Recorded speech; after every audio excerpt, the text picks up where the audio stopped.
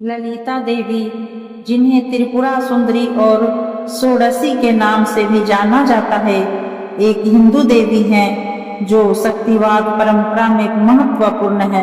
उनकी कथा में एक पौराणिक कथा शामिल है जो उनके और भगवान शिव के संबंध को दर्शाती है और साथ ही उनकी सुंदरता और शक्ति का वर्णन करती है।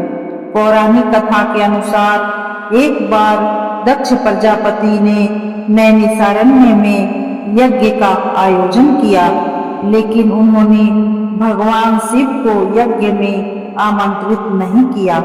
जब माता सती को इस बात का पता चला तो उन्होंने बिना शिव की अनुमति के यज्ञ में भाग लिया। वहां उन्होंने अपने पिता से शिव जी का अपमान सुना और अपमानित महसूस करके अग्निकुंड में कूदकर प्राण त्याग दिए।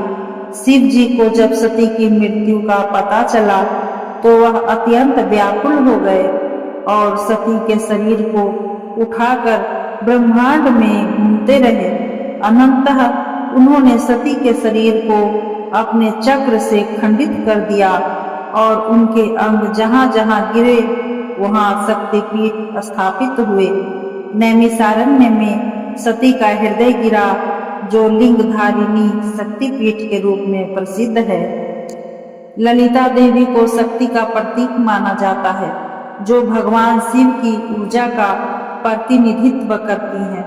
वह त्रिपुर सुंदरी के रूप में भी जानी जाती है, जिसका अर्थ है तीनों लोकों की सुंदरता। उन्हें कामेश्वर सदाशिव का सगुण रूप की पत्नी माना जाता है। ललिता देवी को 10 महाविद्याओं में से एक माना जाता है जो शक्तिवाद परंपरा में महत्वपूर्ण है। ललिता देवी की पूजा और आराधना करने से भक्तों को सुख, शांति और समृद्धि प्राप्त होती है। ललिता देवी की कथा और उनकी पूजा शक्ति और प्रेम के बीच के संबंध को दर्शाती है। वह शिव की ऊर्जा का प्रतीक है और उनकी आराधना से भक्तों को सुख और शांति मिलती है।